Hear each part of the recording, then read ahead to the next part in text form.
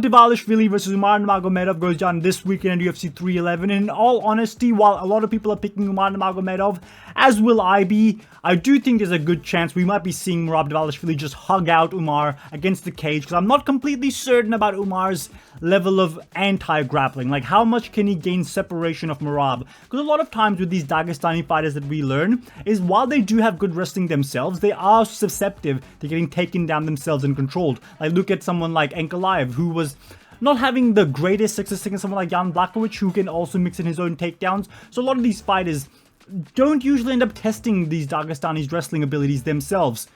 Merab is not like that. He will be starting this fight grappling, he will continue grappling, and he will end the fight grappling.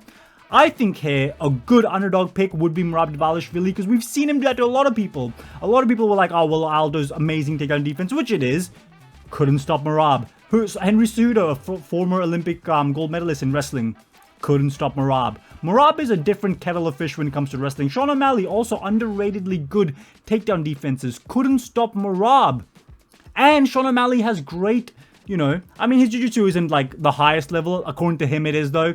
But his striking is very high level, much higher level than Umar Nurmagomedov's is.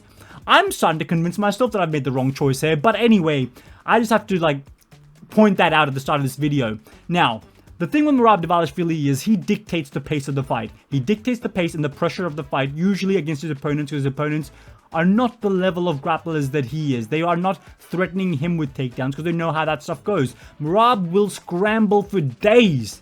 He will be unstoppable with his scrambling, but the problem with his scrambling is he has to dictate the pace. He has to control where his opponents are. He has to control them against the cage, on the ground, anywhere the fight goes, even on the feet, even though is getting outstruck, and he has been rocked a few times. I'm not going to act like he hasn't. He has been rocked before by someone like Marlon Moraes, was also rocked by Henry Cejudo, for example. But Umar Nurmagomedov, good striking. The thing with Umar is in these scrambles where Merab usually gains the upper hand, takes you down, the opponent will try to get back on their feet, but then immediately he'll just be spamming takedown after takedown after takedown. Brother, why don't you respect me, guys? I actually prefer Merab a lot more than I like Umar Nurmagomedov, but Umar can, in those scrambles, gain the upper hand and control Merab himself. Like, Merab in this fight realistically has a pathway of losing where he's out-grappled, shoots in too recklessly, and Umar is able to counter, reverse it, end up on top, and be able to do some significant damage or control Merab for a large portion of this fight. I think for this fight, Merab Dvalishvili, while going for the takedowns, can't just spam reckless takedowns like he did against Petr Yan. Because Umar, on the other hand, is very dangerous in that aspect. Now, the one thing we don't know about Umar Nurmagomedov is the fact that his cardio has not truly been tested. Now, he looked great against Sandhagen, but that's just one fight. In one fight where the guy is not typically going to be shooting in the takedowns against you, he looked fine. He looked good, actually. In the later rounds, Sandhagen slowed down. Umar didn't start piecing up Sandhagen on the feet. He didn't dominate Sandhagen, though, with his wrestling. Now, I don't know why I'm being so negative towards Umar. I am literally picking the man to win this fight.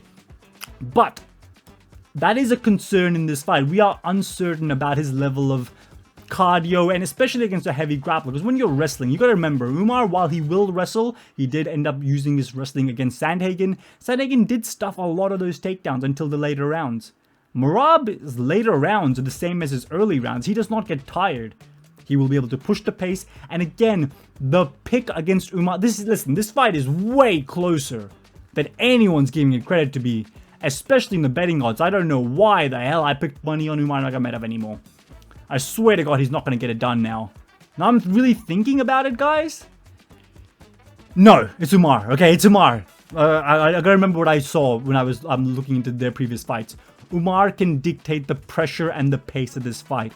When Merab can't do that, he won't do the best. Look at Sean O'Malley. Sean O'Malley on the feet was not just going crazy at Merab on the feet. Merab was for the most part circling out, throwing punches here and there, and then shooting in for the takedown. Merab did get hurt with a body kick in the 5th round. Again, Umar has all those avenues that Sean O'Malley has, but Umar doesn't have the hesitancy of a Sean O'Malley. He does not have that thought in the back of his mind where he's thinking to himself, well, brother, what do I do? Do I throw too much into the right hand and I get caught with wrestling, I lose rounds? He ain't thinking that. He's thinking to himself, alright, I'm going to go all out against Merab. If he goes for a takedown, I'm going to scramble, reverse it, get back on my feet, or gain the upper hand. I will dictate the pressure, I will control the pace of the fight, which is something that Merab will struggle with, because on the feet, again, like I said, at the start of every round, they're going to be on their feet, right? And then later as the fight progresses, Merab will mix in his takedowns. He will either go for it immediately or whenever. But in fights like this, you have to go with the guy with more avenues to win, with more of a multifaceted game plan, with more submissions, more wrestling, more takedowns, more striking. Especially when their grappling is of a high degree of a level. And with these Khabib hybrids, you've got to realize a lot of them has now learned how to strike. That's a big problem. But I consider Umar to be more akin to someone like an Islam Makhachev than a Khabib Nurmagomedov, in terms of his grappling being very good, but just nowhere near as dominant as like a Merab or a Khabib's, but them being more well-rounded, therefore being able to deal with more opponents, especially when they run into heavy grapplers like Merab Dvalishvili.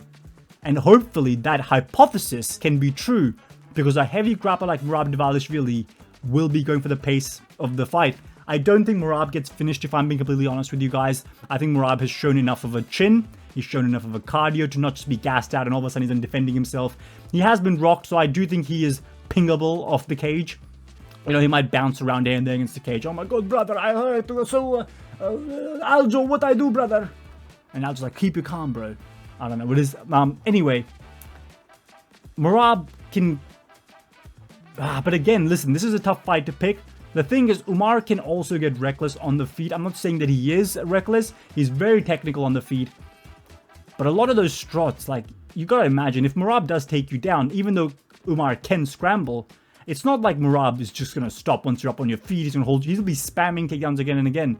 The cardio is worrying. I do think from a skill set perspective, if this was a 3-round fight, I think Umar would win this fight.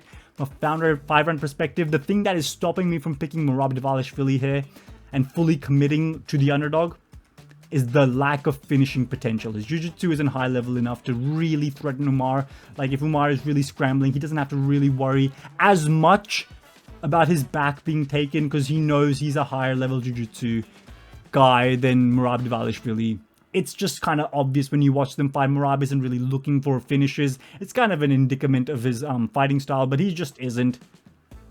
While Umar will be looking for those kind of spots. And that's what's really the separator here. Merab's pathway to victory is so one-dimensional and based around his heavy cardio, grappling, and decision ability, while Umar does have the potential on the feet to be able to finish him with his striking, as well as have really good... And I think he has good anti-wrestling as well. While it might not be at the level of like a Merab, it's still enough to the point, and his offensive wrestling is good enough where he can himself go and threaten to take down Merab. Merab won't stay down, his cardio is insane, he will obviously get back to his feet, but that's where Umar's dangerous. He can threaten the submissions off of his back, potentially maybe go for a guillotine, not really a guillotine choke, let's be honest here, potentially threaten his arm, isolate his arm when Merab is trying to get up.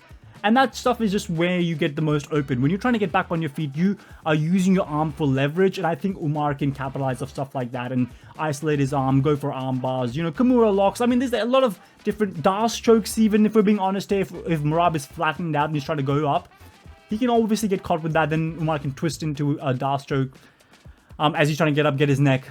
All these are possibilities for Umar. I'm not saying he will finish Merab, but I'm just saying the threat of this will keep Merab from just being like a monster in the cardio department. And the striking is there. Like, if anything, of the two, who's more likely to get rocked?